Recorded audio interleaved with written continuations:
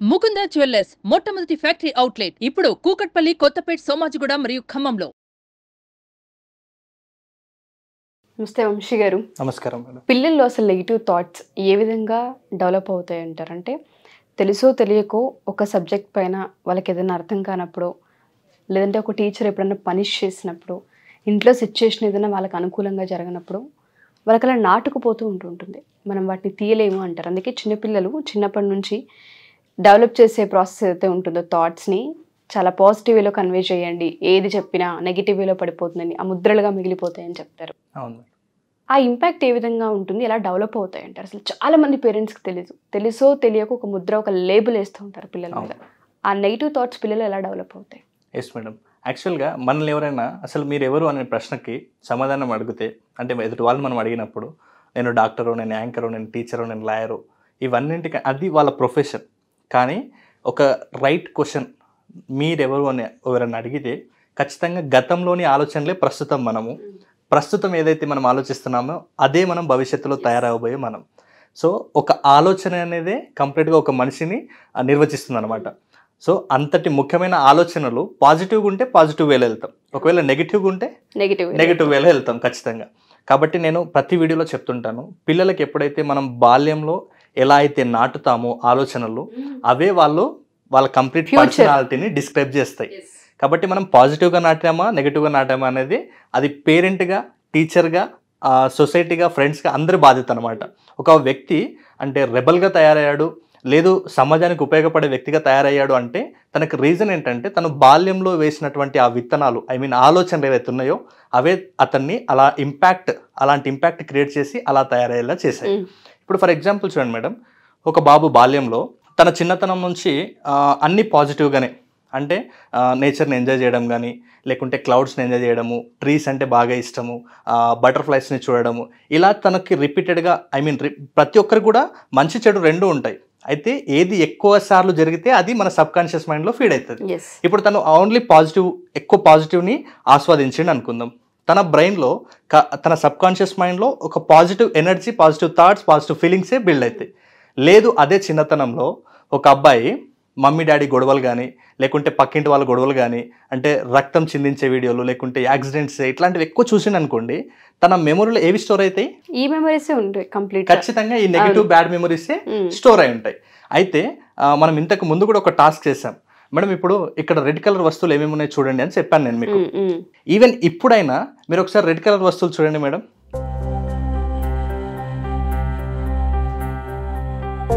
కదా, అంటే ఇప్పుడు ఏం జరిగింది అంటే జస్ట్ మీరు ఇప్పుడు రెడ్ కలర్ వస్తువులు చూసి ఆ ప్రాసెస్లో ఏం జరిగిందంటే, ఫస్ట్ నేను చెప్పినప్పుడు మీ సెన్సరీ ఫస్ట్ సెన్స్ తీసుకున్నా, అంటే చెవుల ద్వారా విన్న తర్వాత నేను మిమ్మల్ని రెడ్ కలర్ వస్తువులు చూడండి అన్నప్పుడు మీ షార్ట్ టర్మ్ మెమొరీలో నేను రెడ్ కలర్ వస్తువుల్ని చూడాలి అని ఫోకస్ వెళ్ళింది.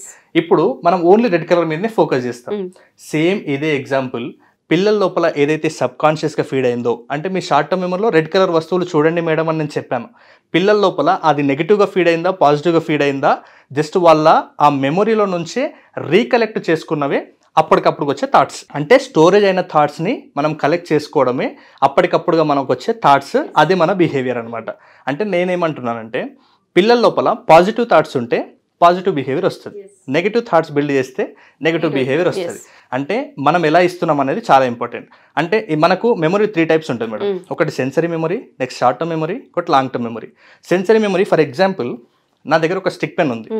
ఒకవేళ మీరు ఫస్ట్ టైం స్టిక్ పెన్ అంటే ఎక్కడ చూడలేదు, అంటే మీ బాల్యంలో ఉండొచ్చు, స్టిక్ పెన్ మీరు ఫస్ట్ టైం చూసినప్పుడు జస్ట్ ఓకే దీన్ని స్టిక్ పెన్ అంటారా అని ఫస్ట్ మన సెన్స్ ఆర్గన్స్ నుంచి చూసి నేర్చుకుంటాం, అంటే టచ్ చేయడము చూడడం నుంచో.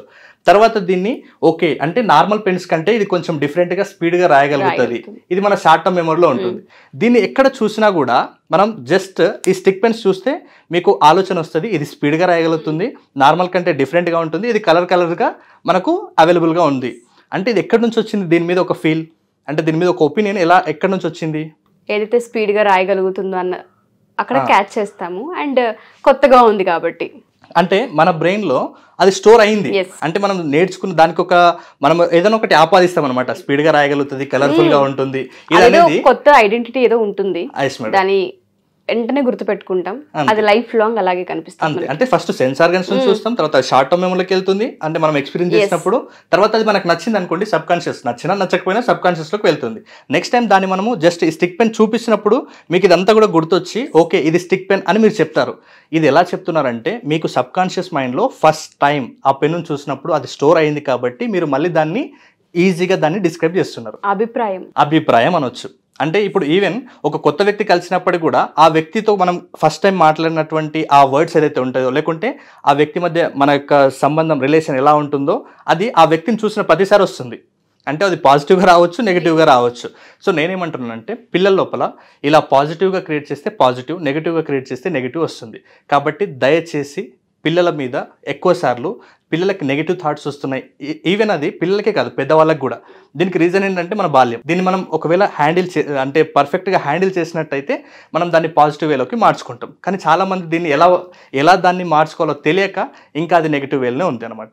ఏం జరుగుతుంది అంటే మరి ఎందుకు రిపీటెడ్గా నెగిటివ్ థాట్స్ వస్తుంటే వీళ్ళు ఎప్పుడు నెగిటివ్గా ఎందుకు మాట్లాడుతారంటే మనం ఒక విషయాన్ని ఆలోచించినా లేకుంటే మన బ్రెయిన్లో ఏం జరుగుతుందంటే న్యూరోకెమికల్స్ ప్రొడ్యూస్ అవుతాయి మేడం. ఆ న్యూరోకెమికల్స్ ప్రొడ్యూస్ అయినప్పుడు ఆ న్యూరోకెమికల్స్ ఇంబ్యాలెన్స్ అవుతుంటాయి అనమాట. ఆ న్యూరోకెమికల్స్ ఇంబ్యాలెన్స్ అయినప్పుడు మనకు ఒకటే థాట్ని రిపీటెడ్గా వస్తుంది. దాన్ని మనం నెగిటివ్ థాట్స్ అంటాం. ఇలాంటి వాళ్ళకే నాకేమన్నా అయితే, మా ఇంట్లో వాళ్ళకి ఏమన్నా అయితే, నేను పరీక్షల్లో ఫెయిల్ అయితే, నేను వెళ్ళేటప్పుడు ఏమన్నా అయితే, ఇట్లాంటివి రిపీటెడ్గా ఎందుకు వస్తుండే అంటే వాళ్ళ లోపల జరిగిన ఆ న్యూరోకెమికల్స్ అనేది ఇంబ్యాలెన్స్ ఉన్నాయి. దాన్ని వాళ్ళు బ్యాలెన్స్ చేసుకోలేక అదే కొట్టుమిట్టాడుతుంటారు. దీని నుంచి వాళ్ళకి ఈ నెగిటివ్ ఎక్కువ రిపీట్ అయ్యి స్ట్రెస్ వస్తుంది. ఈ స్ట్రెస్ని కంటిన్యూస్గా వాళ్ళు క్యారీ చేస్తే వాళ్ళు డిప్రెషన్కి వెళ్ళిపోతారు. ఇలాంటి డిప్రెషన్లకు వెళ్ళిన వాళ్ళకి సూసైడ్ అటెంప్ట్ చేయాలని, లేకుంటే మేము ఇంకా బతకలేమని కంప్లీట్గా వాళ్ళకి లైఫ్ మీద హోప్స్ కోల్పోతారు అనమాట. అంటే ఒక నెగిటివ్ థాట్ కంప్లీట్గా మీ లైఫ్ని డిస్క్రైబ్ చేస్తుంది. అంటే మీకు ఏ థాట్స్ వస్తున్నాయి కొంచెం అవేర్ ఉండాలి. ప్రతి వ్యక్తి కూడా 60,000 థాట్స్ ప్రతిరోజు వస్తాయి మేడం. దాంట్లో 90% రిపీటెడ్ థాట్స్ వస్తుంటాయి. ఒక 10% కొత్త థాట్స్, బుక్స్ నుంచి, ఫ్రెండ్స్ నుంచి, లేకుంటే మన ఎన్వైర్న్మెంట్ నుంచి కొత్త థాట్స్ వస్తుంటాయి. కాబట్టి ఈ 90% రిపీటెడ్ థాట్స్ ఏవైతే ఉన్నాయో వాటి పట్ల మీరు జాగ్రత్తగా ఉండాలి. నెగిటివ్ థాట్స్ వస్తే వెంటనే వాటిని మీరు పాజిటివ్ థాట్స్గా మార్చుకునే ప్రయత్నం చేయాలి. షూర్ అండి. సో మీరు చెప్పినట్టుగానే నెగిటివ్ థాట్స్ అనేది ఆ ఇంపాక్ట్ మామూలుగా ఉండదు. అది కనుక చిన్నప్పటి నుంచి కనుక డెవలప్ అయితే తెలుసో తెలియకో ఆ చూసే దృష్టికోణం మారదు పిల్లలకి. సో పేరెంట్స్ ప్రతి ఒక్కరు కూడా వీటిపైన అవేర్నెస్ని క్రియేట్ చేసుకోవాలి. మనం ఏం ఎక్స్ప్లెయిన్ చేస్తున్నాం, స్కూల్లో ఏ నెగిటివ్ ఇంపాక్ట్ పడుతుంది, ఏది పడకుండా మనం చూసుకోవాల్సిన అవసరం ఉందన్న వాటిపైన ఎప్పటికప్పుడు వాళ్ళు కీన్ అబ్జర్వేషన్తో కనుక ఉండగలిగితే పిల్లల్లో కొన్ని థాట్స్ని మనం పడకుండా చేయొచ్చు. ఇఫ్ ఇన్ కేస్ నెగిటివ్ థాట్స్తో ఉన్న పిల్లలు కొంతమంది ఉంటారు, మీరు అన్నట్టుగానే సబ్జెక్ట్ ఇంట్రెస్ట్ లేకపోవడం కావచ్చు, ఇంకా నాకు రాదు అన్న మైండ్ సెట్ ఎప్పుడైతే ఉంటుందో ఇంట్రెస్ట్ చూపించరు, అదొక థాట్ ఇంకా వాళ్ళకి లైఫ్ లాంగ్ ఉంటుంది. ఆ ఇన్సెక్యూరిటీ ఒక నెగిటివ్ థాట్ని డెవలప్ చేస్తూ ఉంటుంది.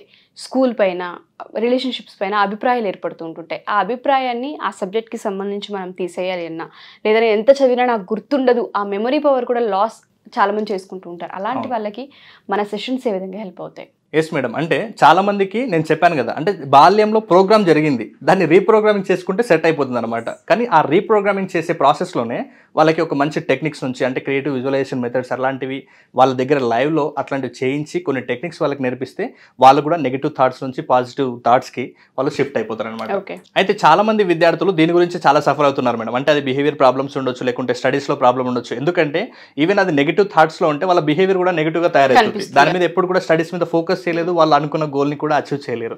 కాబట్టి ఏ దానికైనా ఫస్ట్ మైండ్ సెట్ అయితే అన్ని సెట్ అవుతాయి. కాబట్టి మన క్లాస్ రూమ్లో అంటే ప్రతి మండే కూడా న్యూ బ్యాచెస్ స్టార్ట్ అవుతాయి మేడం. అయితే ప్రతి సండే కూడా మనం ఒక ఫ్రీ డెమో క్లాస్ని కండక్ట్ చేస్తామన్నమాట. ఆ డెమో క్లాస్కి వచ్చిన తర్వాత వాళ్ళకి స్టడీస్ అంటే అసలు ఒక క్లారిటీ వస్తుంది. ఏదైనా గుర్తుపెట్టుకోవాలంటే ఎలా గుర్తుపెట్టుకోవాలి, అంటే ఇన్ని రోజులు నేను స్టడీస్లో వీక్ అనుకున్నాను, నేను స్టడీస్లో వీక్ కాదు, నాకు తెలియక నేను ఇన్ని రోజులు ఆగిపోయాను, ఈ ప్రాసెస్ని ఫాలో అయితే నాకు స్టడీస్ స్ట్రెస్ కాదు, నేను కూడా ఒక ప్లేవే మెథడ్లో స్టడీస్ని కంప్లీట్ చేసుకోవచ్చు అనే ఆలోచన వాళ్ళకి వస్తుంది. అదే ఫ్రీ డెమోలో వాళ్ళకి ఇంకేమైనా క్వశ్చన్స్ ఉంటే కూడా అడిగి క్లారిటీ తీసుకోవచ్చు. మన ఆన్లైన్ ఆఫ్లైన్ అపాయింట్మెంట్స్ కూడా ఉంటుంది. అలాగే క్లాస్ కూడా ఆన్లైన్లో ఉంటుంది, ఆఫ్లైన్లో ఉంటుంది. మీకు ఆసక్తి కలిగిన వాళ్ళు వెంటనే స్క్రీన్ మీద కనబడే నెంబర్కి కాల్ చేస్తే మా టీం మీకు డీటెయిల్స్ అందిస్తుంది. షూర్ అండి. థ్యాంక్ యూ వంశీ గారు. Thank you so much. Thank you madam.